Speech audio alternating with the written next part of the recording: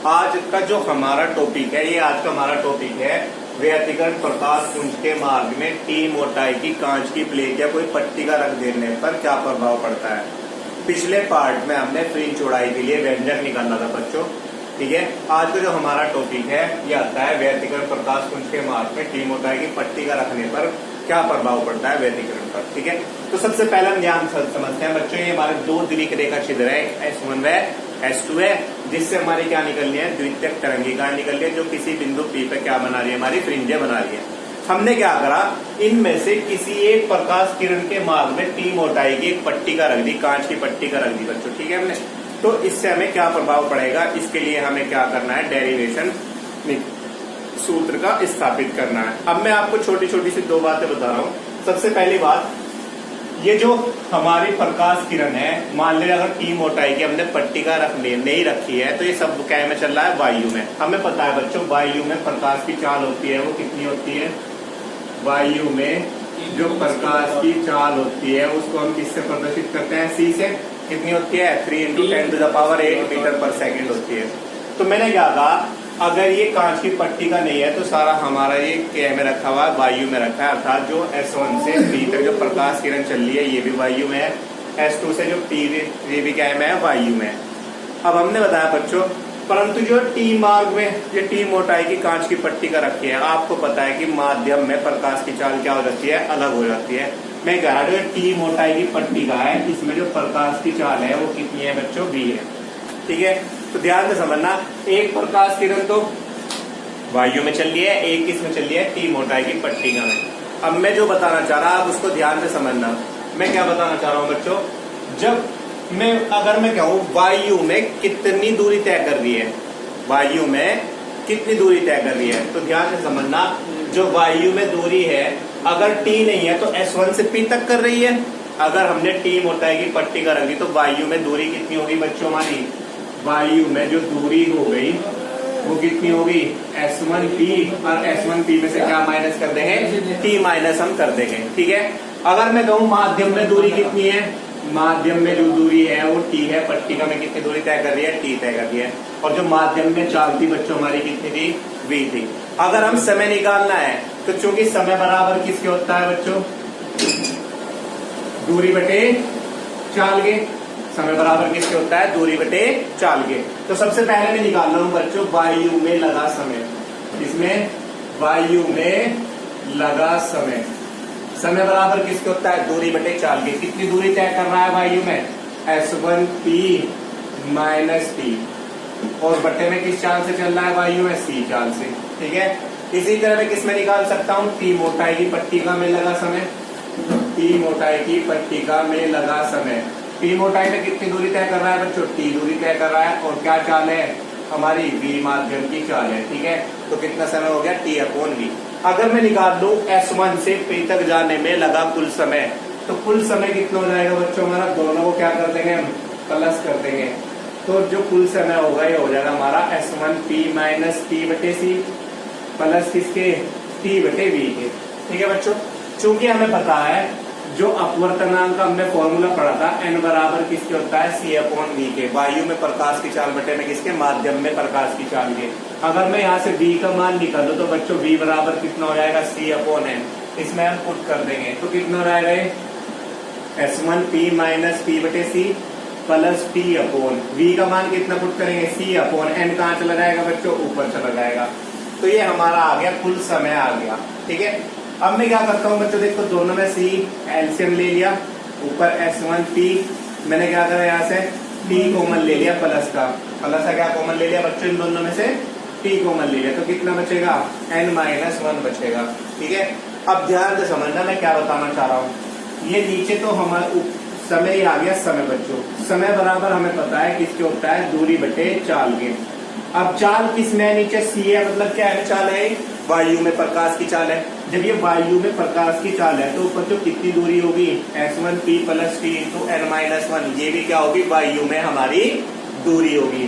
तो जो बच्चों वायु में जो कुल दूरी आई हमारी वो कितनी आई, S1P प्लस T इंटू किसके, N-1 की जो हमारी कुल दूरी आई। अर्थात इसमें कितनी की वृद्धि हुई, T इंटू N-1 की क्या हुई बच्चों, हमारी वृद्धि हुई। ये तो हमने क्या निकाला बच्चों, वायु में लगा कुल समय निकाला, अर्थात वायु में जो कुल दूरी आई, ये वायु में कुल दूरी कितनी आ गई हमारी, s1p plus T into n minus one, क्योंकि समय बराबर किसके होता है, दूरी बटे चाल की, ये चाल होगी, जो ऊपर वाली होगी हमारी दूरी होगी, तो वायु में कुल दूरी कितनी होगी हमारी, s1p plus T into n minus one, अर्थात जो s1 से p तक जा रहा है, s1 से p तक जाने में कितनी दूरी ट्रेवल कर रहा है, कितनी दूरी चल रहा है, ये कितनी हो जाएगी हमारी s1p plus T into n minus one. अर्थात जो हमने टी मोटाई की पट्टी का रखी, इससे हमारा क्या प्रभाव पड़ा कि कितने की वृद्धि हुई इस दूरी में, T into n minus one की क्या हो जाती है बच्चों, वृद्धि हो जाती है। ठीक है, अब हमें पता है सबसे पहले हम क्या निकालते हैं बच्चों, पथांतर निकाल लेंगे। पथांतर हम कैसे निकाल लेंगे, मैंने आपको बताया था S2P में से क्या माइनस कर देंगे, S1P माइनस कर देंगे, और S1 से P तक की दूरी कितनी है हमारी, S1P plus T into n minus one है, इसे हम क्या कर देंगे, माइनस कर देंगे। तो जो हमारा पथांतर हो जाएगा वो हो जाएगा S2P minus S1P plus T into किसके, n माइनस वन के हो जाएगा। हम क्या करते हैं, माइनस के अंदर गुना करते हैं, तो S2P minus S1P minus T into n minus one हो जाएगा हमारा। ठीक है बच्चों, ये आ गया हमारा, क्या आ गया है, पथांतर आ गया है। Clear, S2P minus S1P plus T into n minus one हमारा क्या आ चुका है, पथांतर आ चुका है। परंतु मैंने जो हमारा फ्रीन चौड़ाई का व्यंजक निकालना था, हमने इसमें पथांतर बताया था, जो हमारा पथांतर आया था बच्चों कितना आया था, S2P माइनस S1P बराबर किसके आया था हमारा, XM D अपॉन किसके आया था बच्चों, D के आया था। नहीं, ये जो हमारा पथांतर था, अब ये भी पथांतर है हमारा और ये भी पथांतर है, तो दोनों को हम पथांतर को हम क्या कर सकते हैं, इक्वल रख सकते हैं। तो दोनों को हम क्या कर देंगे बच्चों, इक्वल रख देंगे। तो XM D upon capital D बराबर किसके हो जाएगा, या हम क्या कर सकते हैं बच्चों, जो S2P माइनस S1P जो हमारा कितना है पथांतर, XM D अपॉन D, इसमें पुट कर दो, जो तो हमारा पथांतर होगा ये हो जाएगा, इसकी जगह हमने क्या पुट कर दिया, XM D upon D minus T into में कितना, n माइनस वन। अर्थात ये जो इक्वेशन फर्स्ट है, तो इस इक्वेशन फर्स्ट में हमने S2P माइनस S1P का मान पुट कर दिया कितना, XM D अपॉन किसके, D के, और इंटू में माइनस के T into n minus one हमारा क्या है बच्चों, एज इट इज है। तो ये हमारा क्या आया, ये पथांतर आया।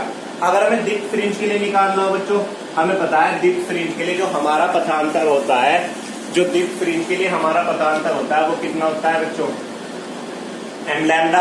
हमने दीप्त फ्रिंज के लिए निकाला था, दीप्त फ्रिंज के लिए जो हमारा पथांतर होता है, तो दीप्त फ्रिंज के लिए हमारा पथांतर कितना आया था, m लैम्डा।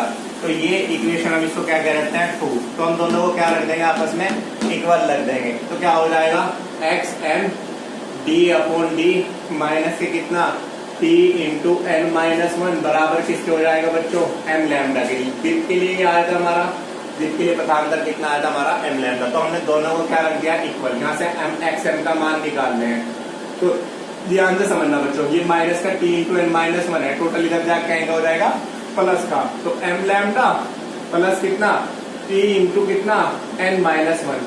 ये जो D है ये इधर क्या में जाएगा बच्चों, मल्टीप्लाई में जाएगा, और ये जो मल्टीप्लाई में था ये क्या में आ गया हमारा, डिवाइड में आ गया। तो XM का जो मान हमारा कितना हुआ, वो हुआ D अपॉन D बराबर किसके, m lambda plus T into किसके, n माइनस वन के।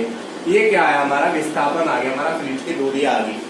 अगर हम कहने लगे बच्चों, अगर ये जो हमारी टी मोटाई की पट्टी का उपस्थित नहीं है, अगर हमारी टी मोटाई की पट्टी का उपस्थित नहीं है, तो इस कंडीशन में टी बराबर किसके हो जाएगा हमारा, 0 के हो जाएगा। तो जो XM है इसे हम क्या कह देंगे, XM डैश कह देंगे।